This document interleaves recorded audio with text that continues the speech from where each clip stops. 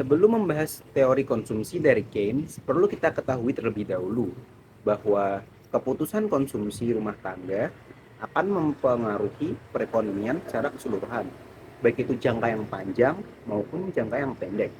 Dalam jangka waktu yang panjang, keputusan konsumsi sangat penting karena perannya dalam pertumbuhan ekonomi. Sedangkan dalam jangka pendek, keputusan konsumsi juga penting karena perannya dalam menentukan agregat. Konsumsi merupakan 2/3 dari PDB.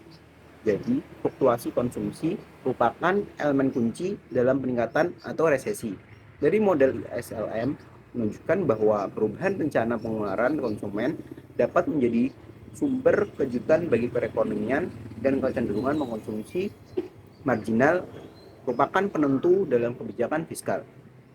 Nah, pentingnya konsumsi ini membuat banyak ekonom telah menyampaikan beragam pandangannya dalam mengenai pendekatan untuk menjelaskan dari ekonomi mengenai konsumsi ini.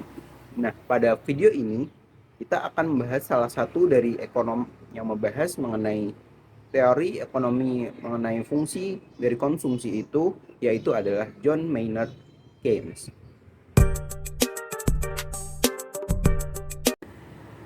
John Maynard Keynes pada tahun 1936 menerbitkan sebuah buku yang berjudul The General Theory of Employment, Interest, and Money. Dalam buku tersebut, Keynes membahas mengenai tentang konsumsi, yang menjadikan fungsi konsumsi sebagai inti dari teorinya, tentang fluktuasi ekonomi, dan memainkan peran kunci dalam analisis ekonomi makro. Dalam pengamatannya, Keynes membuat beberapa dugaan tentang fungsi dari konsumsi yang disebut sebagai Keynes conjecture.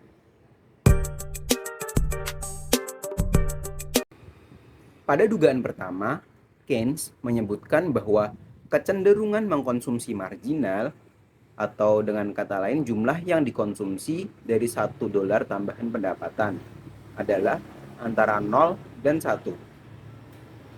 Nah, ini berarti bahwa peningkatan pendapatan akan diikuti dengan peningkatan dari pengeluaran, tetapi jumlahnya tidak sebesar dari peningkatan pendapatan tersebut.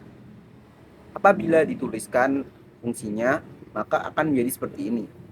MPC atau Marginal Propensity to Consume sama dengan delta C atau konsumsi dibagi dengan delta Y atau pendapatan. Dugaan kedua, Keynes mengungkapkan bahwa rasio konsumsi terhadap pendapatan yang disebut sebagai kecenderungan mengkonsumsi rata-rata turun ketika pendapatan naik. Keynes percaya bahwa menabung atau saving adalah sebuah hal yang merujuk kepada kemewahan. Jadi, dia berharap orang kaya akan menabung dengan porsi yang lebih tinggi daripada pendapatan mereka dibanding dengan orang miskin. Dari dugaan ini, yang terjadi adalah apabila konsumsi turun, maka saving akan menjadi naik. Apabila dituliskan fungsinya, maka akan menjadi seperti ini. APC atau Average Propensity to Consume sama dengan C dibagi Y atau konsumsi dibagi dengan pendapatan.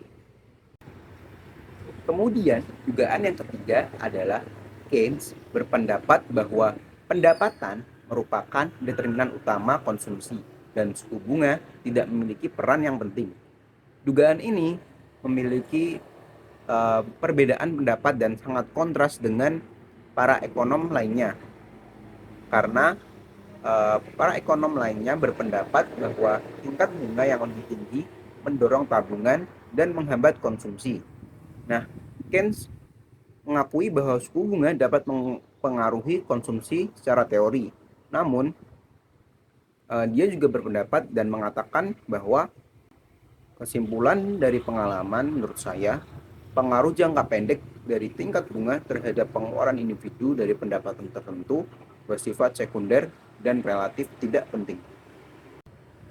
Atas dasar 3 dugaan yang dikeluarkan Keynes sebelumnya, fungsi konsumsi milik Keynes seringkali ditulis sebagai C sama dengan A plus B kali YD, di mana C merupakan konsumsi, A adalah konstan, yang berarti adalah konsumsi ketika pendapatan nol, sementara B merupakan marginal propensity to consume atau MPC, dan YD adalah pendapatan disposable.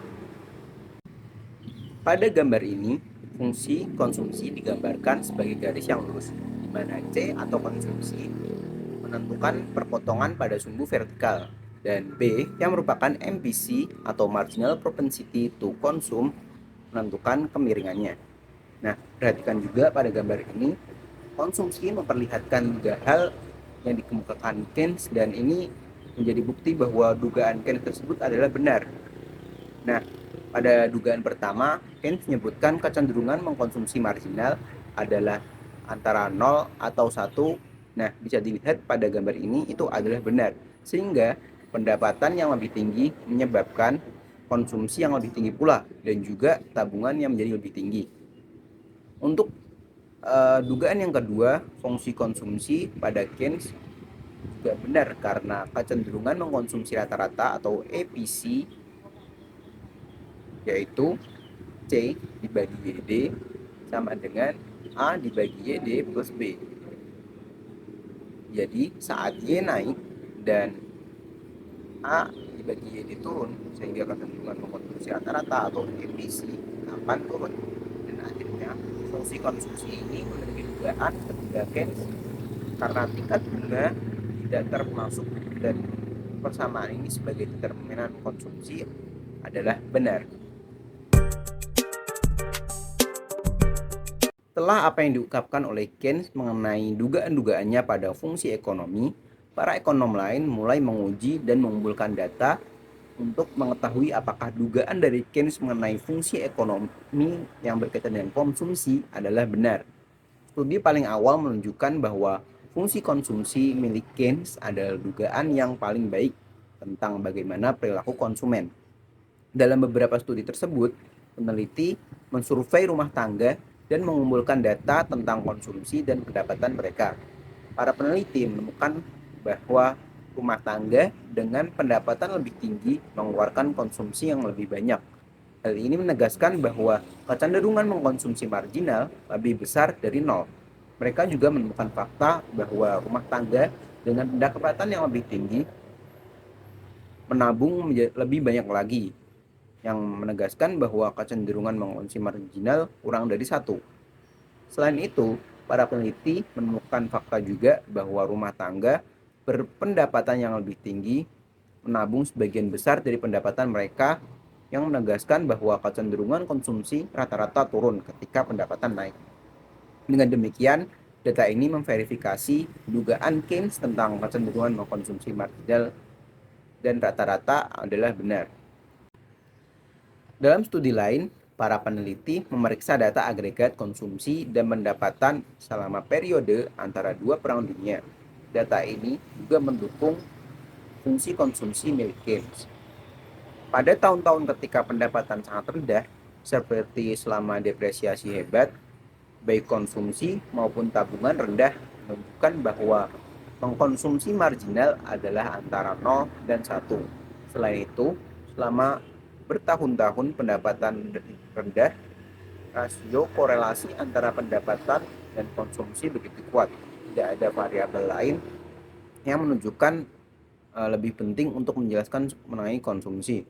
Dengan demikian, data tersebut mengonfirmasi dugaan ketiga milik Keynes bahwa pendapatan adalah penentu utama berapa banyak orang memilih untuk mengkonsumsi.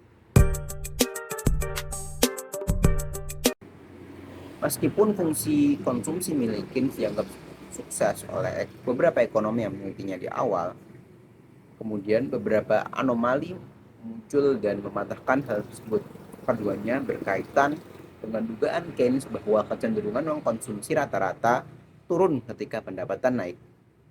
Anomali pertama muncul pada masa Perang Dunia Kedua. Para ekonom membuat prediksi yang terbukti keliru pada masa tersebut dan mengundang perhatian atas sebuah anomali. Menurut pandangan fungsi konsumsi milik Keynes, mereka berargumen bahwa seiring pertumbuhan pendapatan dalam perekonomian rumah tangga akan cenderung mengkonsumsi proporsi yang lebih kecil dari pendapatan mereka. Mereka khawatir bahwa tidak akan ada proyek investasi yang cukup menguntungkan untuk menyerap jumlah tabungan yang meningkat pada saat tersebut. Konsekuensinya, konsumsi yang rendah diharapkan akan menyebabkan kekurangan permintaan terhadap barang dan jasa. Nah, dan yang akan terjadi adalah depresiasi saat permintaan dari pemerintah berkurang setelah masa Perang Dunia. Dengan kata lain, berdasarkan teori fungsi konsumsi milik Keynes, para ekonom ini memperkirakan akan terjadi periode depresiasi yang panjang akibat konsumsi yang terus menurun yang disebut sebagai secular stagnation. Secular stagnation ini dapat berlangsung tanpa batas waktu, kecuali jika pemerintah menggunakan kebijakan fiskal untuk meningkatkan permintaan agregat. Dugaan Keynes yang menyatakan bahwa kecenderungan mengkonsumsi rata-rata akan turun ketika pendapatan naik tampaknya tidak berlaku. Sebuah anomali kedua akhirnya muncul dan menjadi jelas ketika seorang ekonom yang bernama Simon Kuznets mengembangkan data agregat baru mengenai konsumsi dan pendapatan sejak tahun 1869. Kuznets mengumpulkan data ini pada tahun 1940-an dan kemudian meraih penghargaan Nobel atas hasil penelitiannya tersebut. Ia menemukan bahwa rasio konsumsi terhadap pendapatan tetap stabil dari satu dekade ke dekade berikutnya. Meskipun terdapat peningkatan pendapatan yang signifikan selama periode yang ia teliti, sekali lagi pandangan Keynes bahwa kecenderungan konsumsi akan menurun saat pendapatan meningkat tampaknya tidak berlaku. Kegagalan hipotesis secular stagnation dan temuan milik Kuznets ini menyeratkan bahwa kecenderungan konsumsi rata-rata relatif konsisten dalam jangka waktu yang lama. Fakta ini kemudian menciptakan sebuah consumption puzzle yang mendorong penelitian lebih jauh dan lebih lanjut mengenai konsumsi oleh ekonom-ekonom lainnya. Mereka hanya mengetahui bahwa mengapa beberapa studi mendukung pandangan atau dugaan milik Keynes, sementara yang lainnya tidak setuju atau tidak sejalan dengan dugaan milik Keynes. Dengan kata lain, mengapa pandangan milik Keynes ini tetap relevan dalam analisis data rumah tangga dan dalam jangka studi pendek, sementara tidak berlaku saat menganalisis dalam jangka waktu yang panjang. Nah, gambar ini menunjukkan consumption puzzle tersebut. Bukti menunjukkan bahwa ada dua fungsi mengenai konsumsi. Untuk data konsumsi rumah tangga dalam jangka waktu yang pendek, fungsi konsumsi milik Keynes tampak bekerja dan berlaku dengan baik. Namun, untuk jangka waktu yang panjang, fungsi konsumsi tampak menunjukkan kecenderungan konsumsi rata-rata yang konstan, yang berarti itu artinya fungsi konsumsi milik Keynes tidak terbukti untuk jangka waktu periode yang panjang. Itu dia tadi penjelasan mengenai fungsi konsumsi dari salah satu ekonom, yaitu John Maynard Keynes.